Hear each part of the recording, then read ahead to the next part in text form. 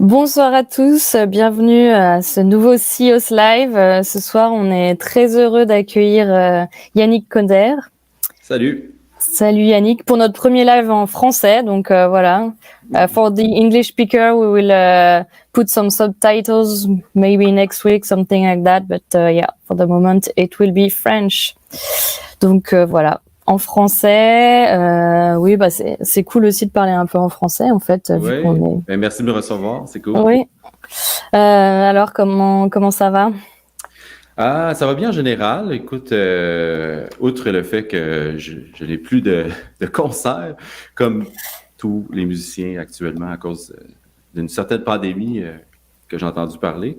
Ouais. Donc, on essaie de garder la forme physique et mentale, surtout mentale, avec nos instruments en jouant de la musique. C'est un exutoire incroyable, les arts, en fait, je crois, pour plusieurs personnes. Alors, pour ma part, en fait, c'est comme ça que je m'en tire, mais je dois avouer que je m'ennuie beaucoup de voir mes amis et de performer live. Et l'adrénaline que ça procure aussi.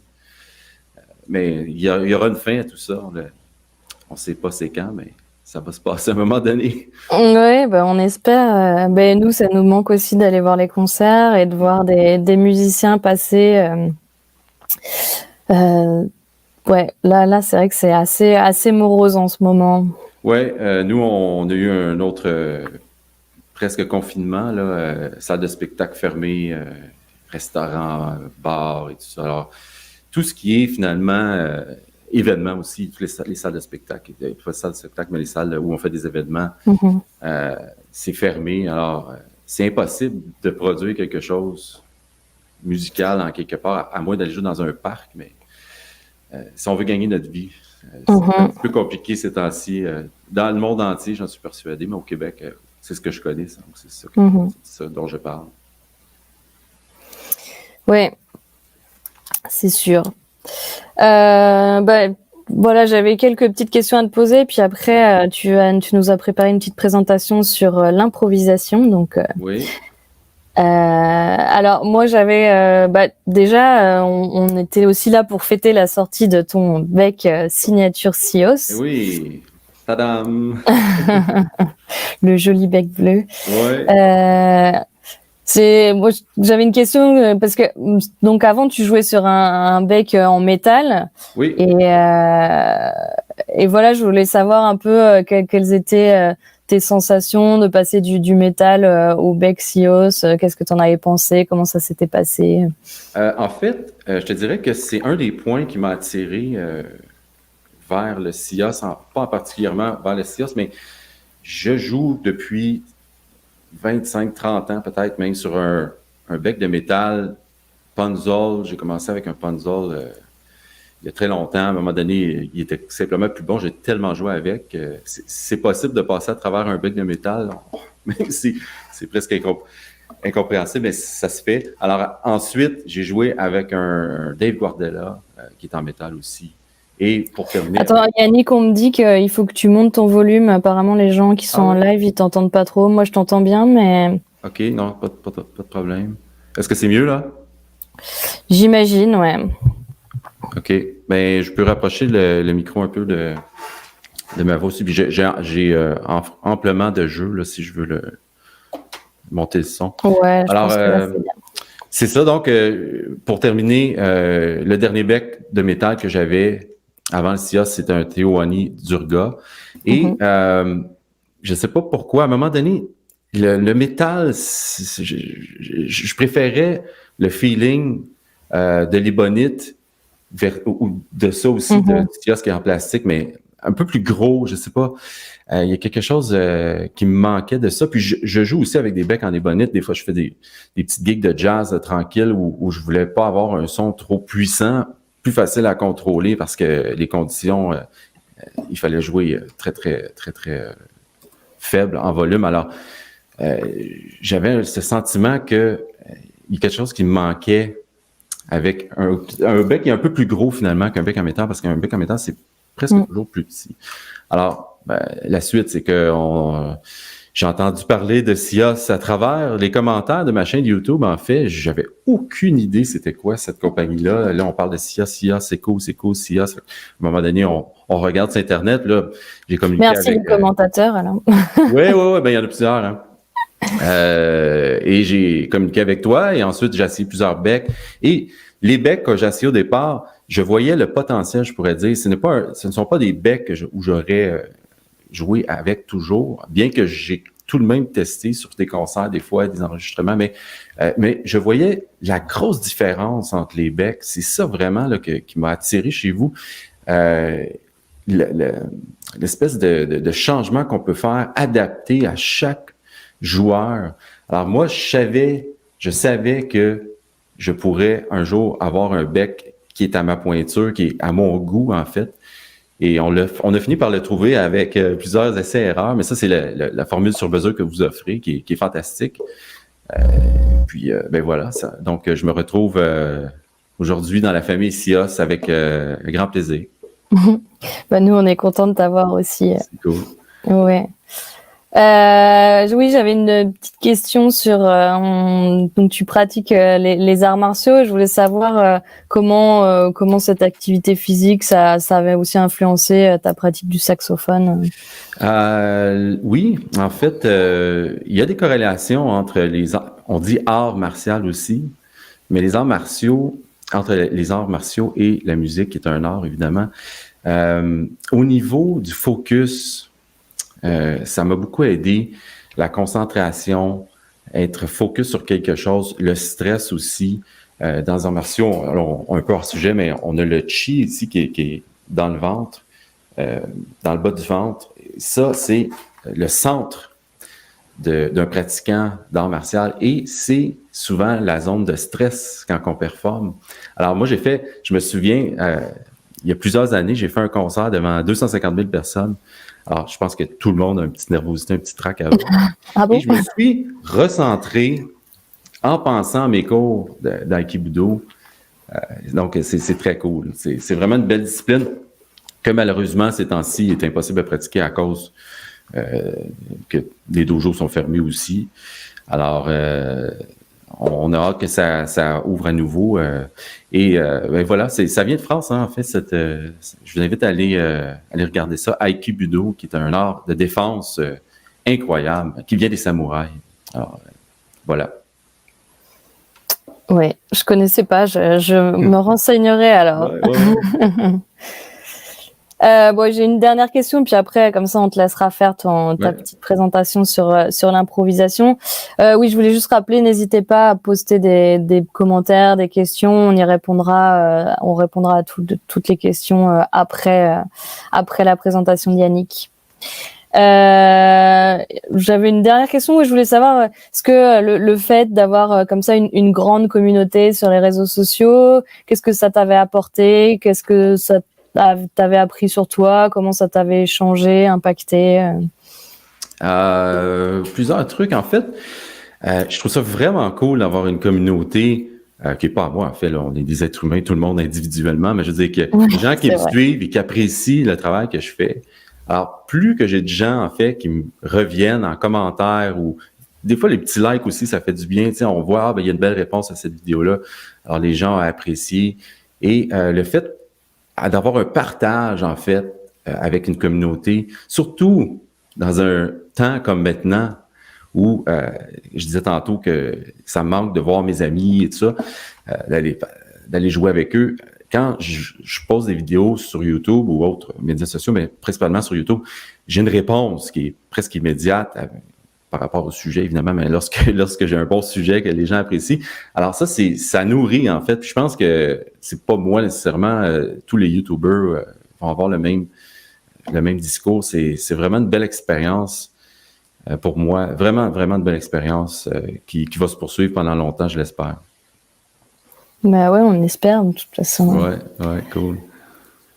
Ok, ben je te laisse faire ta petite présentation et puis on se revoit après pour répondre aux questions du public. Cool. Yes. Je vais faire un petit switch ici. OK. Alors, aujourd'hui, j'ai décidé de parler d'impro et c'est un sujet dont je parle vraiment souvent dans mes vidéos. Et je veux parler d'impro parce que souvent, plusieurs personnes sont intimidées pour débuter l'improvisation ou même juste essayer. Surtout les gens qui viennent du classique. Des fois, on a des joueurs qui sont très avancés, qui se disent « Moi, je pourrais jamais improviser. » Et je veux aujourd'hui te prouver que c'est possible. OK? Tout le monde peut improviser, en fait.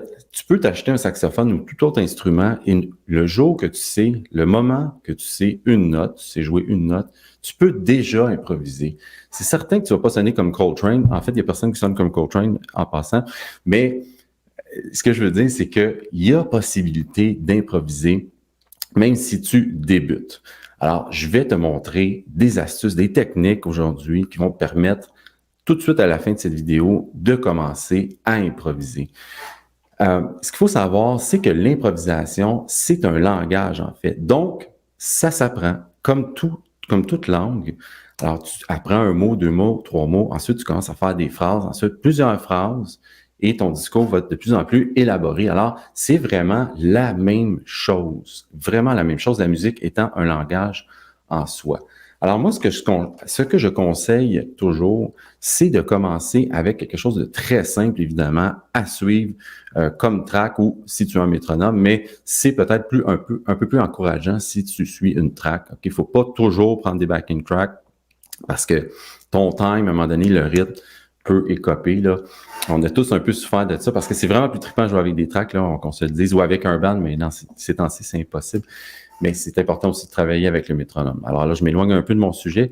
Mais ce que je veux dire, c'est que donc, pour commencer l'impro, on va pas se mettre un standard de jazz avec plein de changements, plein d'accords. Ça serait un mauvais move de faire.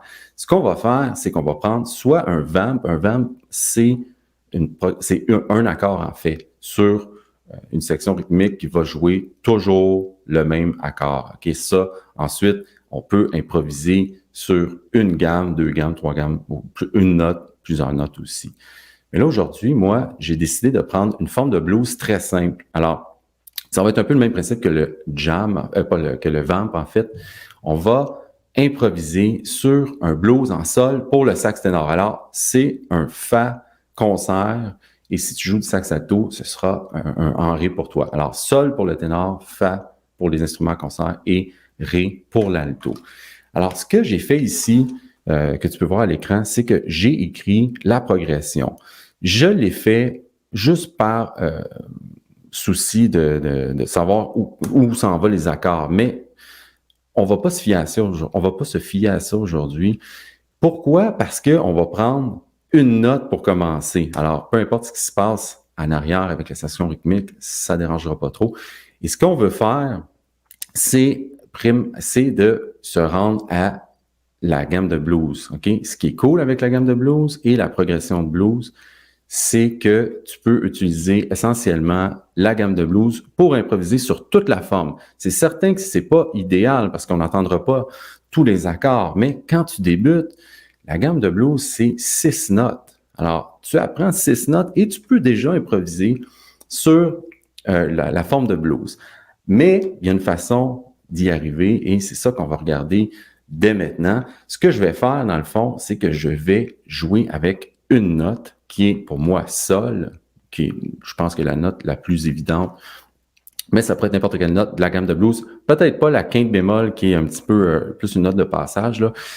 Quinte bémol, dans mon cas ici, c'est le ré bémol. Mais toutes les autres notes fonctionneraient, le sol, le si bémol, le do, le ré, le fa et le sol. Et si on analyse ça, dans le fond, on se retrouve avec la gamme mineure pentatonique. La seule différence entre la mineure pentatonique et la gamme de blues, c'est la quinte bémol. C'est ça qui donne le petit côté bluesy du truc. Donc, on va jouer avec une note et on va vraiment exploiter cette note-là pour que ça sonne comme un pseudo-solo au début. C'est certain que ça ne sonnera pas comme le solo du siècle, mais déjà, tu vas prendre confiance et tu vas pouvoir ensuite rajouter une autre note, une autre note, une autre note et une autre note. Par contre, on va devoir modifier cette note-là, c'est-à-dire modifier les nuances, le rythme et les articulations pour arriver à quelque chose qui va être un petit peu plus intéressant. Donc, ce que je vais faire, c'est que je vais mettre une track C'est exactement ce que tu vois là sur la partition. OK? C'est un blues en sol.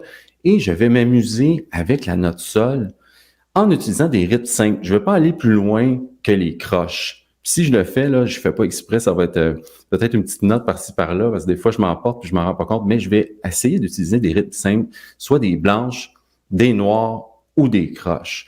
OK? Je vais le faire d'une façon assez drabe pour débuter. Puis ensuite, je vais rajouter des éléments, les éléments dont je te parlais tantôt, donc les nuances, les articulations, et changer du rythme. OK? Là, je vais changer un peu le rythme, mais sans mettre trop d'articulation. OK? Alors, je vais partir ma track et je te fais une démo de ça à l'instant.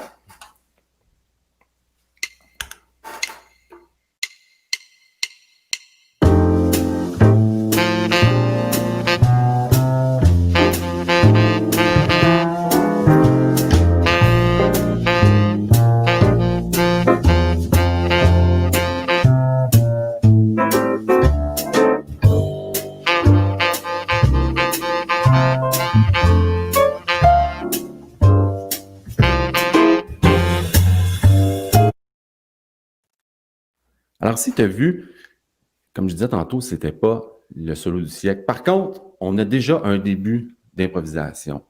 Je n'ai pas trop fait de nuances ni d'articulation, puis j'ai fait exprès parce que là, je vais en faire beaucoup. Je vais peut-être en faire un peu trop, mais je veux que tu entendes bien ce dont je parle. Et il y a quelque chose, par contre, il y a quelque chose que j'ai fait qui est très important, c'est de mettre des silences. OK? Et ça, Miles Davis le disait, les silences sont aussi importants que les notes dans l'impro. Et quand on commence surtout, et même à un niveau plus pro, si on peut dire, on s'emporte des fois, surtout quand on est stressé un peu ou on fait une prestation, on va mettre trop de notes, mais c'est très important d'avoir un cadre qui est bien, comment je pourrais dire, équilibré. En fait, on joue, on fait des pauses, on joue, on fait des pauses. Pareil comme quand tu vas parler à quelqu'un, si tu parles toujours, puis tu n'arrêtes jamais de parler, à un moment donné, la personne qui écoute, c'est difficile à l'oreille. OK? Alors, c'est important de faire des pauses, des silences. Alors là, je vais te refaire un peu sensiblement la même chose, mais en incorporant des articulations. Qu'est-ce que je veux dire dans des articulations? Ça va être des attaques, OK, qui vont être différentes, pas simplement jouer toujours la même note sur le même ton, OK? Et je vais aussi faire des nuances, donc je vais jouer des fois plus fort et des fois moins fort. Et là, quand que je parle aussi d'une note, petite parenthèse rapidement, ça va s'appliquer pour les autres notes qu'on va rajouter tantôt, tu peux le jouer à l'octave, OK? Moi, je fais mon sol ici, médium, mais je vais tout de suite déjà commencer à l'explorer, le sol à l'octave.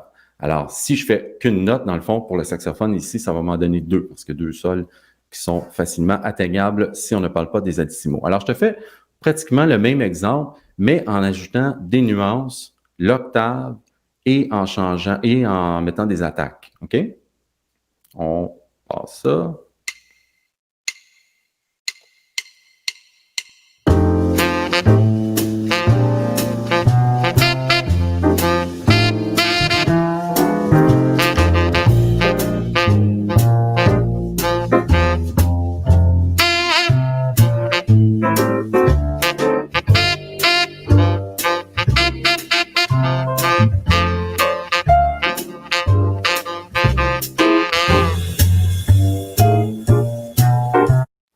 Alors, je ne sais pas si déjà tu vois la différence avec ce que j'ai fait dans le premier exemple. Moi, je trouve qu'il y a déjà une grosse différence. Même encore si on utilise simplement qu'une note, deux notes sont contre l'octave. Mais ça reste la tonique de mon blues qui est en sol. Alors, c'est sûr que c'est pas très, très élaboré comme solo. Mais attention, parce que maintenant, on va rajouter une note. La note que tu vas rajouter, là, tu pourrais prendre n'importe quelle, mais si tu veux mon opinion, mon conseil, ce serait de prendre une note qui est rapprochée au sol dans la gamme. Alors, si tu vas vers le haut, tu te retrouves avec un si bémol qui est la tierce mineure. Et si tu voulais jouer une note vers le bas, ça serait le fa, qui est la flat 7, la bémol 7, dans l'accord de sol 7. Donc, je pense que je vais utiliser le si bémol. Alors, je vais prendre sol et si bémol, mais en utilisant aussi l'octave. Donc, ça me donne finalement 4 notes. 4 choix. Je pourrais même aller au si bémol grave. Alors, je vais faire ça, encore une fois, avec du rythme qui va être différent, avec des articulations qui vont être différentes et avec des nuances. Et déjà, on va avoir un solo qui va être déjà plus élaboré par rapport à seulement une note. Je te fais un exemple.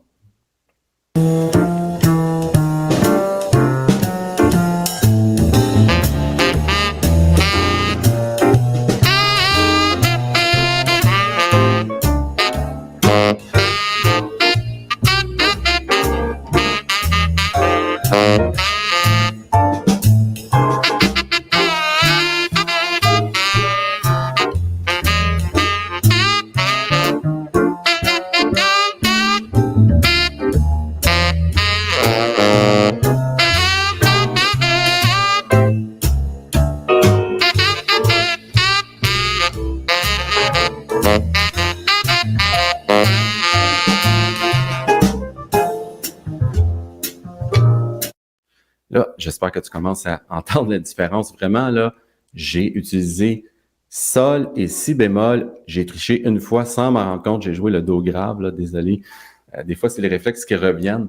J'entends des choses dans ma tête et je les joue, mais je n'ai vraiment utilisé que le sol et le si bémol. Je suis allé finalement au si bémol grave, qui est cool à utiliser sur le sax ténor parce que c'est une grosse note forte. Alors, c'est ça le concept que je veux que tu prennes conscience. Tu vois, si tu connais 2 notes, tu peux déjà t'amuser avec une forme de blues et avec la gamme de blues. Et ça, la gamme de blues que tu vois là, je te conseille de la prendre par cœur. Écoute, c'est 6 notes. Alors, ça peut être une des premières gammes que tu apprends. Souvent, on apprend la gamme de do majeur, c'est correct aussi, il n'y a pas de souci avec ça. Pardon. Mais c'est cool d'apprendre des trucs qui vont aussi nous motiver parce que juste apprendre des gammes, souvent, ça vient un peu comme boring, ça vient ennuyant. Alors, quand on peut appliquer les gammes à certains concepts, c'est vraiment cool. Alors, dis-toi, en apprenant tes gammes, qu'à toutes les fois que tu apprends une gamme, tu vas t'en servir pour faire de l'impro, si l'impro t'intéresse évidemment, mais je viens de faire une aparté là, sur la gamme de do majeur. Écoute, la gamme de do majeur, tu vas t'en servir beaucoup quand tu vas improviser, entre autres, sur un accord de do majeur ou do majeur 7 ou do majeur 7 dièse. OK? Donc, là, ça serait le mode lydien. Là, je fais une petite parenthèse là-dessus. Mais chaque gamme, chaque mode va être associé à un accord. Alors, c'est très important, les gammes, si tu veux aller dans l'impro. Alors, je vais faire un dernier exemple, ou peut-être un ou deux derniers, en ajoutant encore une note. OK? La prochaine note que je vais essayer, c'est le Fa. OK? Donc, on va enrober, si on veut, notre sol. On a notre sol, notre si bémol qui est juste au-dessus, et le Fa qui est juste en bas en regardant la gamme de blues. Et là, je vais faire exactement le même truc, mais avec 3 notes et 3 notes à l'octave. Alors, ça va me donner un total de 6 ou 7 notes là, par rapport à ton instrument, au registre de ton instrument. OK? On essaie ça.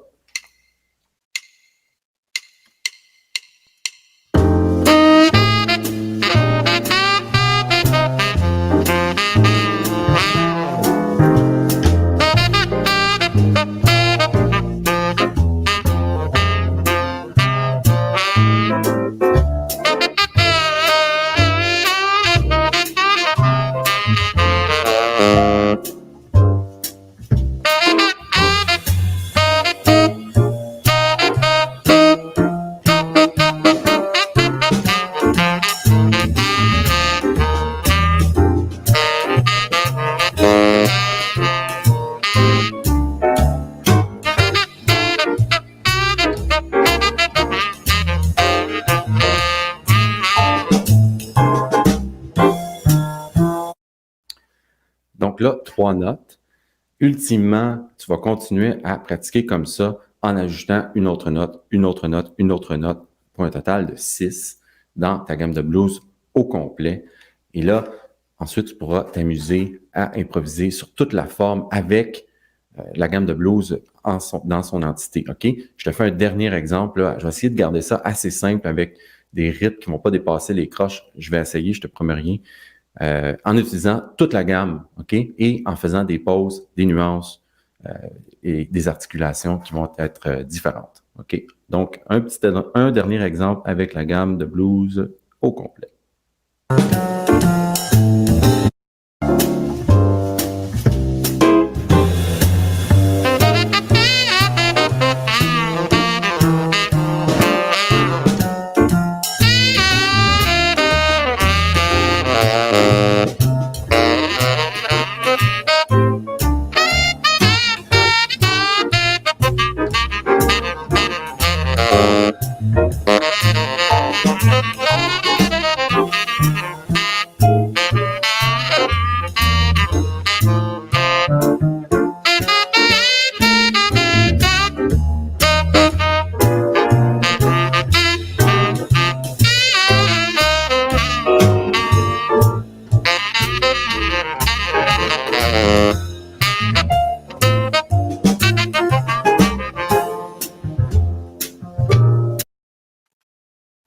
Là, j'ai triché, là, j'en suis très désolé. J'ai pas respecté mes croches. Je suis allé un peu plus loin dans le rythme, c'est ça que je veux dire. Mais j'ai essentiellement utilisé les notes de la gamme de blues. OK? Là, je veux pas te décourager en entendant, OK, il y a beaucoup trop de notes, il y a trop de rythme. Comme je te disais en début de ce tuto-là, vas-y vraiment simplement. C'est ça la prémisse en musique, c'est qu'on est trop excité, puis il y a tellement de matériel à couvrir et à apprendre. Et en fait, moi, j'en apprends à tous les jours encore. C'est ça qui est magnifique de la musique et de tous les arts. On peut toujours s'améliorer. Alors, n'hésite pas à simplifier une note, 2 notes maximum. Si ça marche pas plus que 2 notes, reste avec 2 notes. À un moment donné, il va y avoir un déclic qui va se faire. Il faut bien intérioriser aussi le rythme. C'est vraiment d'enlever des contraintes, en fait, en enlevant des notes. Si je te donne simplement 2 notes pour improviser, là, tu vas te concentrer sur le rythme, sur les pulsations, sur ce que tu entends, sur la musicalité, sur les nuances, sur les articulations dont on parlait tantôt. Ben, si je te dis, prends la gamme de blues au complet, utilise tout le registre de ton instrument, fais des passages chromatiques, pense à ci, pense à ça. À un moment donné, c'est décourageant. Alors, c'est peut-être pour ça qu'il y a plusieurs personnes qui se disent incapables d'improviser, mais c'est tout à fait faux. Je viens de te le prouver là et je pourrais avoir quelqu'un ici à côté de moi qui a jamais improvisé, qui commence et je lui ferais faire de l'impro. Ça, je te le garantis. Je l'ai fait avec plusieurs élèves. Donc, c'est vraiment cool. Puis là, il y a des étincelles qui s'allument dans les yeux des gens quand ils sont capables de faire ça parce que ça fait des années qu'ils pensent qu'ils sont pas capables, mais il n'y a pas de secret. En fait, le secret, c'est de minimiser, de ralentir et d'enlever des contraintes qui sont propres à ton instrument. Alors, quand tu es plus à l'aise, tu rajoutes des notes. Alors voilà, ça fait pas mal le tour de ce que je voulais regarder ici. Je pense que Pauline, tu peux revenir avec nous. Je suis là. Ah, ok, c'est ça, j'entendais pas, je disais ton micro t'est fermé. Oui, bah. Cool. Merci, c'était très intéressant en tout cas. J'ai l'impression que ça a plu aux gens. Donc on a quelques questions. Ouais. On a Vincent qui déjà dit super de te voir en live. Vincent de Normandie. Et il voulait savoir avec quel saxophone tu jouais aujourd'hui. Bon, c'est assez fort le volume, je présume. Ouais. Moi ça va toujours en tout cas. Écoute, ça c'est mon fameux Selmer Mark VI que j'utilise toujours. J'ai juste un ténor, alors c'est toujours celui-ci que je veux prendre. C'est vraiment un instrument que j'adore. Bien qu'il y a besoin d'une petite visite chez le luthier ou le réparateur, là, je sais pas comment nommer ces personnes-là, mais il y a besoin de quelques ajustements. Mais le truc, c'est que si je vais le porter en magasin, l'instrument doit être en quarantaine. Et avant qu'il puisse le passer et tout, moi, je m'en sers à tous les jours. Alors là, je procrastine, disons, sur le... Je dois faire ça avec mon alto aussi. Alors, à un moment donné, j'aurai pas le choix. Si jamais tu me vas faire plein de tutos sur le soprano et baryton, on comprendra pourquoi. C'est sûr. Ok. Il y a Patrick qui voudrait que tu compares la sonorité du bec métal et du bec Sios. Je sais pas si tu as ton Durga proche pour comparer. Oui, je peux. En fait, Patrick, si tu, je peux le faire, mais je pense que ce serait plus, ça serait plus gagnant pour toi, Patrick, d'aller voir la vidéo que j'ai publiée sur ma chaîne, la dernière que je viens de faire, parce que je fais tellement d'exemples sur les deux becs. Alors, en fait, il n'y a pas vraiment. C'est sûr qu'entre chaque bec, il va y avoir des différences, mais à un moment donné, je pense qu'il faut aller avec où il y a plus d'avantages. Le Durga est un peu capricieux. Le timbre est vraiment incroyable, mais tu sais, quand tu joues toujours, à tous les jours, beaucoup d'heures, il faut que ça fonctionne vite. Tu as plusieurs styles à aller jouer aussi. Ça devient difficile à tenir. Je ne sais pas exactement comment t'expliquer ça, mais je préfère largement le Sios pour plein de raisons, dont ça en est une. Ça fonctionne avec beaucoup d'anches et peut-être plus versatile aussi parce que pour moi, c'est beaucoup plus facile de jouer. Je peux jouer tellement doux avec ça qu'on entend plus les clés que le sax. Alors, ça m'est arrivé de faire des contrats où on entend plus les clés du sax que le son parce que les clients veulent, je sais pas pourquoi qu'ils veulent de la musique finalement, c'est parce que peut-être qu'ils trouvent ça beau un saxophone, mais ils veulent pas trop entendre de son très fort. Donc, le Durga, c'est plus difficile à contrôler, bien que ça se fait, mais si tu joues pendant 3 heures, à un moment donné, ça devient plus difficile. Un autre truc aussi que je peux dire là-dessus, t'as beau avoir le meilleur son, ça c'est un petit peu ironique, mais souvent on va aller faire une performance sur un gros stage. C'est pas toi qui décide comment ça sonne en avant, hein? C'est le sonorisateur qui est en avant, puis il peut tout scraper ton son sans que tu le saches. Fait alors ce que je veux dire, c'est que vive le Québec. Alors, ce qui se passe, c'est que tu peux en studio aussi modifier les paramètres pour atteindre le son que tu veux. Donc, c'est pour ça que le confort et la facilité pour moi de jouer sur un instrument, c'est très, très, très primordial. Ensuite, c'est sûr que le son, c'est super important aussi. Là, si t'es pas heureux avec ton son, on oublie ça. Mais c'est pour ça que je disais que le Durga, des fois, me fatiguait un peu. Disons qu'il fallait que je sois toujours très en forme pour pouvoir maintenir un bon niveau avec ce bec-là. Donc, voilà. Ok.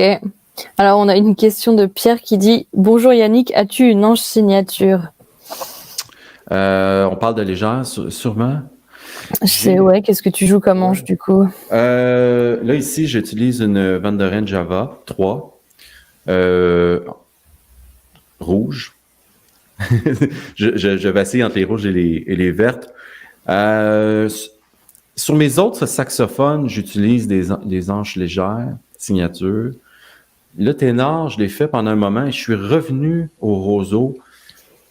J'ai de la petite difficulté à expliquer trop pourquoi. Probablement parce que je joue tellement de ténor que je suis extrêmement capricieux sur le son, sur mon son. Et il y avait des trucs avec la légère sur le ténor que j'aimais pas. Cela dit, je m'en sors encore si je suis dans une situation de panique où il fait 45 degrés dehors, par exemple, et que les anches sont toutes difficiles à contrôler, sont pas bonnes. L'anche de plastique va bien fonctionner. Alors, pour moi, il y avait une espèce de chaleur que je n'arrivais pas à retrouver avec la légère. Sur le ténor, c'est assez bizarre parce que sur l'alto, j'utilise des légères puis j'adore ça. Alors, c'est peut-être moi qui est comme ça, là. J'encourage ceux qui veulent avec les... En fait, j'envie ceux qui jouent seulement avec les légères. Je sais que Scott Paddock, que vous connaissez peut-être, utilise uniquement des légères. Parce que là, tu arrives, tu mets ton sax, tu prends ton sax, ton bec, ton anche, bang, ça marche. C'est pas tout à fait le cas quand on prend du roseau. Là. Tantôt, moi, avant, là, j'en ai 6 dans mon truc ici, là. Je les ai toutes essayées parce que je voulais avoir celle qui fonctionnait le mieux. J'aurais pu jouer avec n'importe quelle. Elles fonctionnent toutes, mais il y en a des fois qui vont se démarquer. Et c'est bizarre parce que demain, peut-être que celle-ci va aller moins bien qu'une autre que j'ai dans mon paquet. Ça, c'est une question d'humidité puis de chaleur, de température, en fait, qui est très vacillant. Là, ici, au Québec, là, on a du moins 40 Celsius l'hiver et du 40 l'été. Alors, on a 80 degrés à gérer. Donc, c'est un peu plus compliqué. Oui, il fait quel temps, là? Il neige déjà ou pas encore? Non, il fait très beau, là. Il fait peut-être 18, 20 dans ce coin-là. Là. Ah ouais? Ah, pas mal, et pas vous, mal. Paris, ça reste plus... Non, nous, là, il fait froid, là. En ce moment, il pleut et tout. Ouais, non, c'est pas terrible. Non, mais il fait toujours beau ici, hein. Oui, non, mais c'est vrai. Non. Au Québec, il y a quand même souvent du soleil. Bon, sauf quand c'est la tempête de neige. Mais... Ouais. Il faut vivre avec. Ok. On a Thierry qui demande si j'achète ton bec, quelle ouverture je dois prendre, sachant que je joue actuellement du 7 avec un auto, Link et Bonite. Mais, écoute, peut-être que toi, Pauline, tu peux guider la personne. Moi, j'aurais tendance, c'est toi qui vois après, mais de prendre sensiblement la même. Mais toi, Pauline, tu m'avais encouragé à prendre un 8 étoiles, bien que je jouais avec 8. Ouais, c'est ça. C'est un 8 là, sur mon Durga. Je ne sais pas pourquoi, mais Alors, je ne vois pas de différence.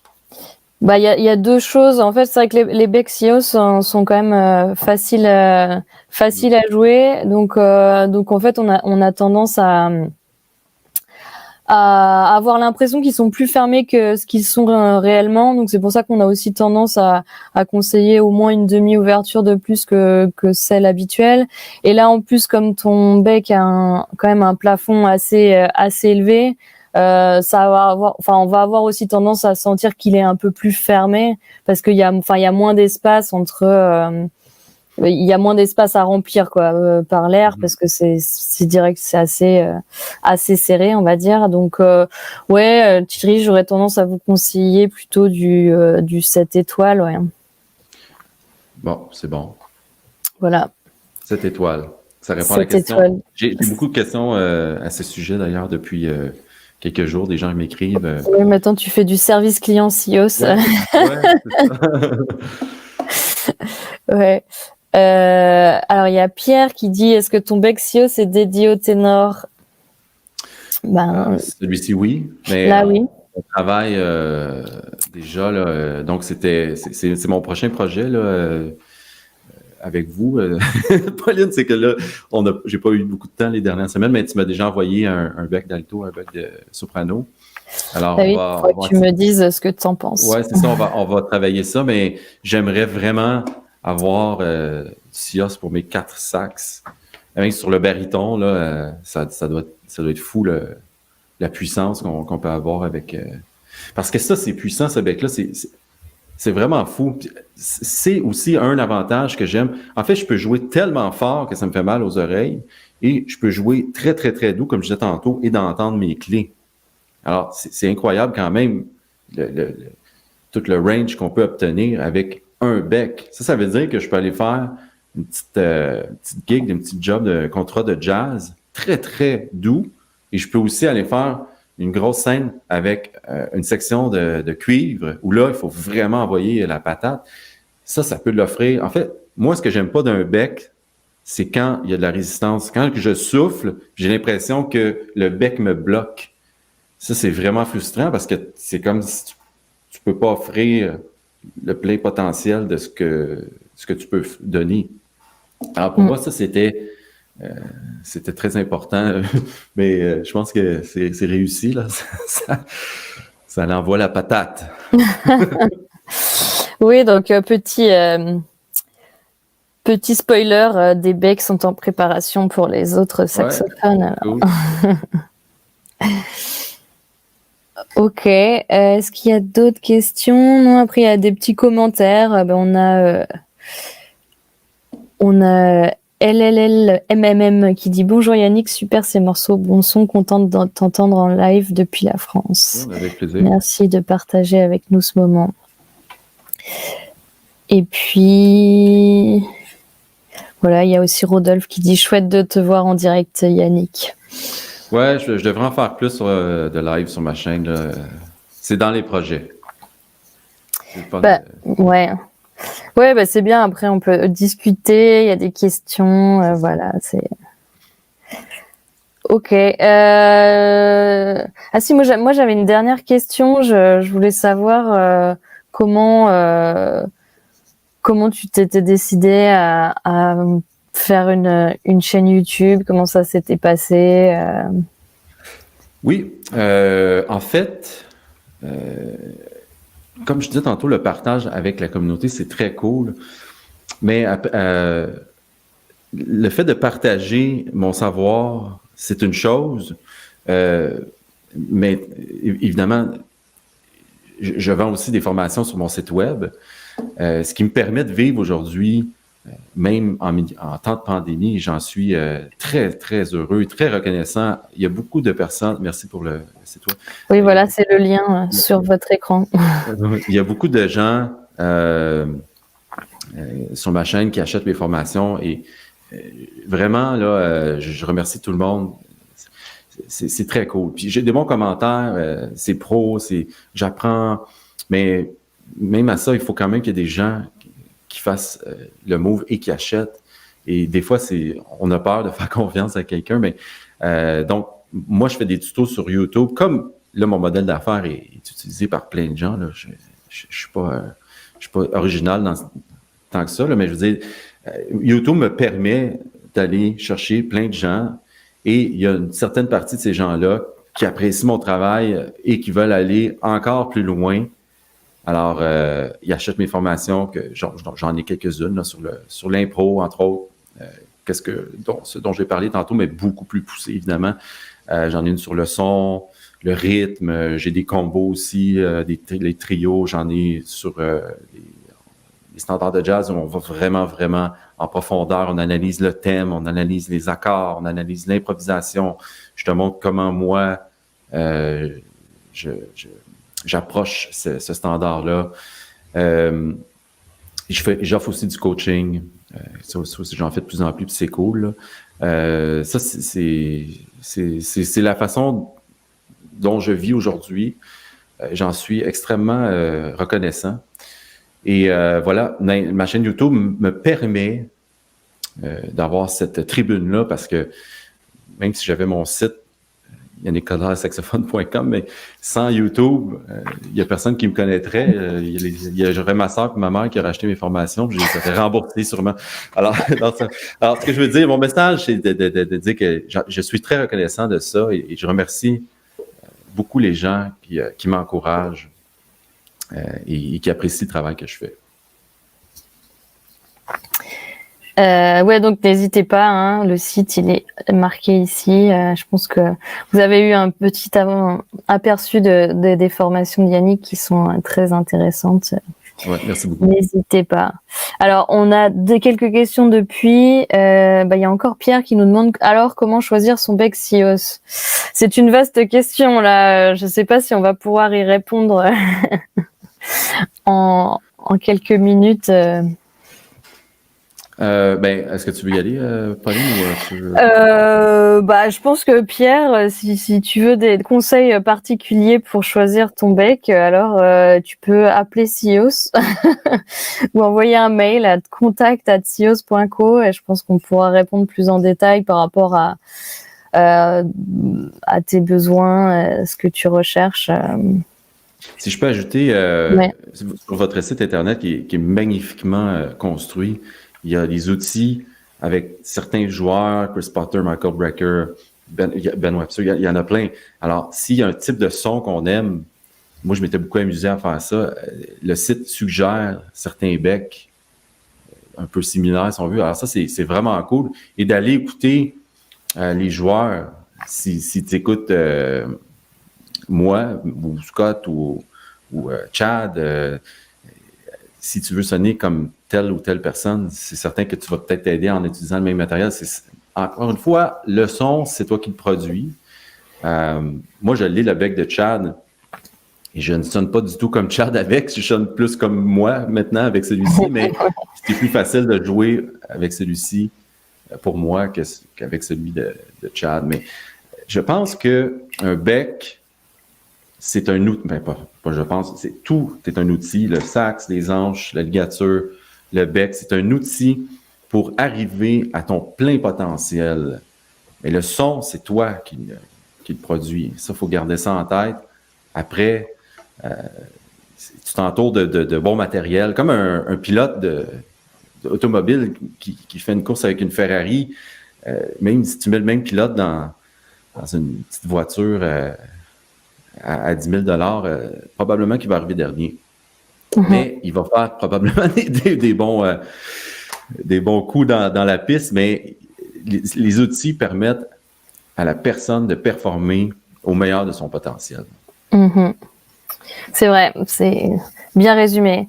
Et effectivement, sur le site, en page, sur la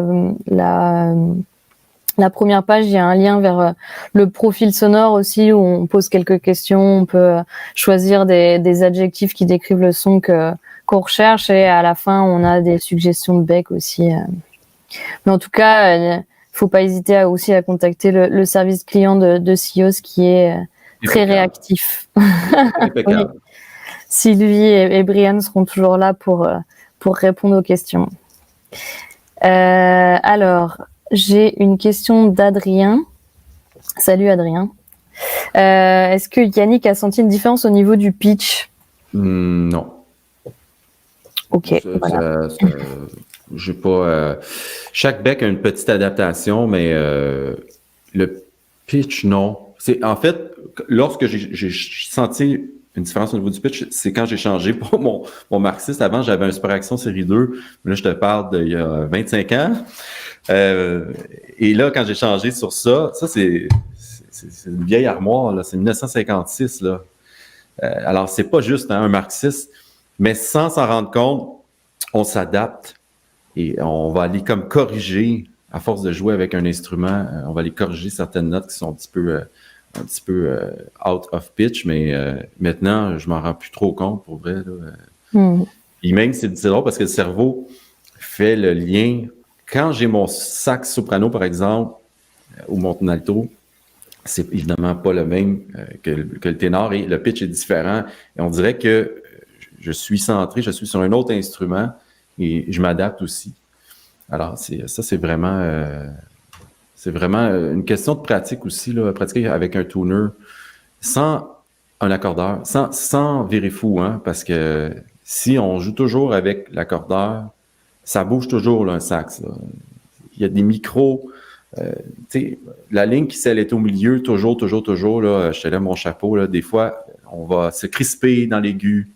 Souvent, on fait ça dans l'aigu, on a l'impression, on joue aigu, alors on se crispe et on serre l'embouchure. C'est le contraire qu'il faut faire, finalement, il faut être super relax. Alors souvent, quand on commence, on va être sharp, là, plus haut, dans les notes aiguës, et dans les notes graves, on va relâcher. Il faut être plutôt égal, je pense. Il faut que tu sois centré sur tout ton instrument de la même façon. Moi, j'en vois l'air, j'essaie. En fait, des fois, c'est pas correct non plus. Quand je suis sur une scène, je fais un solo devant plusieurs personnes, je suis un peu nerveux, je me crispe. Je le sens tout de suite. Je suis, il y a quelque chose qui se passe là, je me détends, puis ça fonctionne. Mais il faut vraiment essayer de le contrôler. La différence qu'il va y avoir entre quand tu joues fort, pas fort, ou les notes aiguës, les notes graves, c'est la quantité d'air que tu vas envoyer. C'est sûr que quand je joue mon si bémol grave, je donne une bonne poussée d'air. J'envoie beaucoup d'air versus un fa aigu. Sinon, mon fa aigu va craquer, il ne sera pas contrôlé. Mais ici, ça reste pareil. Ça reste centré, détendu, le plus naturel possible. Oui, pour la petite anecdote, Adrien, c'est un des tout premiers artistes avec qui on a travaillé pour développer des becs. Cool. Ouais. Cool. Si vous ne connaissez pas, c'est un chouette artiste à découvrir aussi. Oui, je vais aller voir ça. Ouais. Alors, j'ai plein de questions là. Il y a Jérémy qui dit alors à quand un modèle CEO sur le sax alto Yannick? Du coup, c'est en cours, c'est pas facile d'avoir une date là. Ouais, c'est ça. On va se parler dans les prochains jours, semaines, puis c'est prochaine étape. Ouais, prochaine étape. Ouais. Ah oui, alors il y a Thierry qui voudrait que tu joues un peu dans le piano pour se rendre compte de la sonorité. Très, très doux? Ouais. Oh, attention.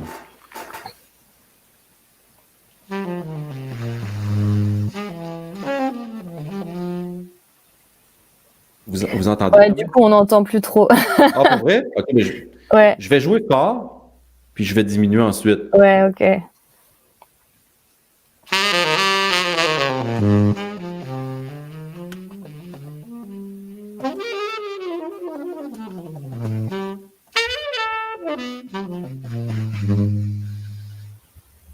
Le si bémol grave, là, à ce volume-là, sur le Durga, je peux pas faire ça.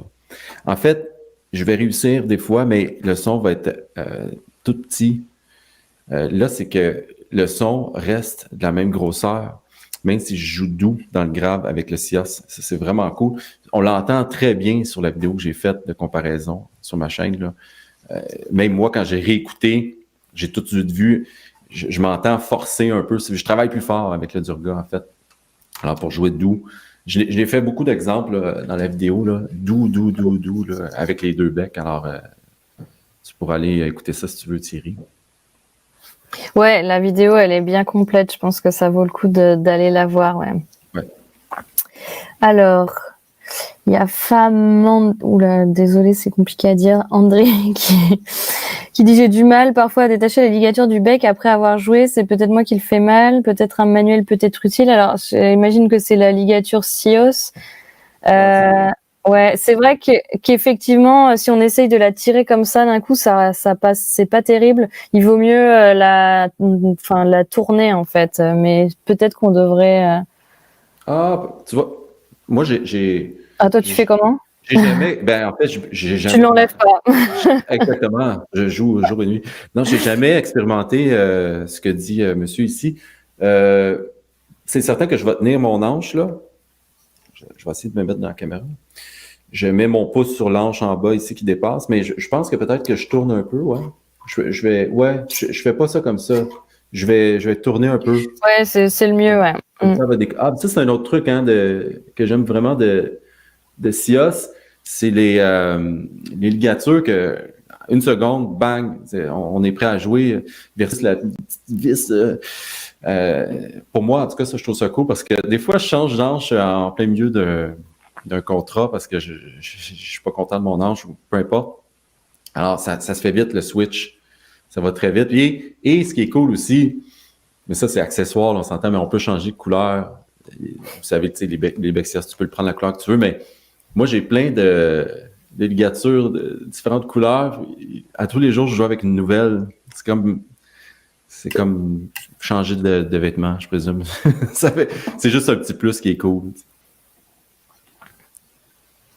Alors du coup, il y a Patrick qui dit tu as planifié pour le soprano, donc oui, bah maintenant il y a voilà tout le monde veut des becs sur tous les saxophones là. On n'en a pas encore parlé du baryton, mais Ben oui, j'en ai ici un soprano d'ailleurs que j'expérimente encore. Là, pour vrai, j'ai pas eu beaucoup de temps pour les essayer avec tout ce qui se passe présentement. Mais c'est mon prochain projet là. Dans les prochains jours, je me mets là-dessus. Là. Je vais peut-être en profiter pour aller porter mon sax. Ouais, c'est ça. Quand tu auras plus de sax ténor, tu pourras faire du soprano, comme on a dit. Ouais. Absolument, non, c'est ça. Moi, je me souviens de Patrick. On s'est écrit souvent à travers Facebook et YouTube. Alors, il y a Alain qui dit existe-t-il une usure par les dents sur la mentonnière? Alors, c'est vrai que les becs SIOS, on les fournit toujours avec une pastille et il vaut mieux garder la pastille parce qu'effectivement, sinon, ça peut quand même, comme les becs Ebonite aussi, hein, à force, il va y avoir une trace de dents. Donc, nous, on conseille vraiment toujours de garder la pastille sur le bec. Ah oui, absolument. Puis ça, là, d'emblée, là, on le voit pas, mais j'en ai une sur mon Durga. J'ai un autre bec ici en ébonite ou je vais essayer de zoomer là. C'est moi qui l'ai mis. Il y en avait pas. Donc ça, c'est un autre truc que SIOS fournit là, sur le champ parce que tu n'as pas besoin d'acheter ça. C'est pas très cher. Ça coûte peut-être 10$ pour 5. Ça dure très longtemps, mais il faut tout de même que tu le fasses. Et un bec de métal sans ça, c'est un des trucs les plus désagréables que des dents puissent connaître. Ouais, c'est sûr. Alors, les doigts contre le métal, c'est pas super. Non, oublie. Ok, je crois qu'on a fait un peu le tour. Après, on a des gentils commentaires. Donc, on a Patrice qui dit tu es un très bon pédagogue. Merci. Merci. Oui. Et voilà, Fred qui dit très belle sonorité. Et après, il y a aussi des gentils commentaires sur SIOS, donc quand même, je vais les lire. Hein. En tout cas, de mon point de vue de débutante, le bec SIOS est celui avec lequel je suis le plus confortable et relâché. Donc, merci Flo.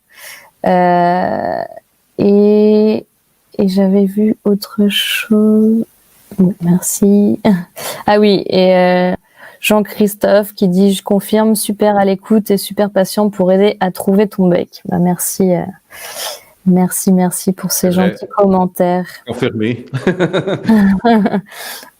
Et Rodolphe qui dit bravo à SIOS, Pauline, le son du bec est top. Merci Rodolphe, ça fait toujours plaisir. Ah non, il manquait une question de Raphaël qui disait: est-ce que tu as déjà joué sur un modèle de saxophone mythique? Alors peut-être un saxophone d'un artiste connu ou... Non. Non, en fait, j'ai celui-ci depuis, comme je disais tantôt, 25 ans. Non, ça aurait été tout un honneur d'essayer le saxophone de Michael Brecker, mais malheureusement, il est décédé. Alors, oui, c'est pas facile à trouver en plus. Il y a le saxophone de Stan Getz qui est en exposition à Berkeley. Ah oui? Mais je sais pas si on peut le jouer. Non, sûrement pas. Je suis pas sûre. Non. Non, ça, c'est des pièces de collection, là. J'adore. Moi, je suis vendu au Selmer, là. Ben, il y a toutes sortes de trucs à un moment donné. Les Yamaha sont aussi bons. C'est ce que je connais, là. Il y a d'autres sortes aussi.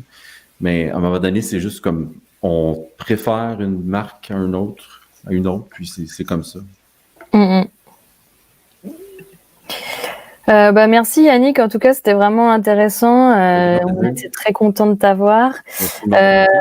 Voilà, en tout cas n'hésitez pas tous. J'imagine que vous connaissez déjà la page YouTube de Yannick, mais en tout cas n'hésitez pas, pour ceux qui connaissent pas, aller faire un tour, aller sur son site internet aussi avec des très bonnes formations, et puis le Bec SIOS de Yannick aussi disponible sur le site de SIOS. Donc si ça vous intéresse. Voilà. Merci Yannick, bonne soirée à tous. Enfin, bonne journée à toi et puis bonne soirée aux Français. Ouais. Je vais rentrer à la maison manger ma soupe. Moi aussi, je peux manger une soupe pour le déjeuner. Ah oui, mais parce que vous me dites dîner, donc nous aussi c'est dîner, ça marche en fait. Exactement, on va tous dîner là. Cool, à bientôt et merci. Ouais, merci, à bientôt. Et puis oui, n'hésite pas à me recontacter pour les becs d'alto et de soprano parce que tout le monde a l'air d'être à l'affût là. Donc, ouais, c'est bien, on va mettre ça en branle, on va enclencher le processus. Ok, bonne soirée à tous et puis à bientôt. Et à bientôt, merci beaucoup.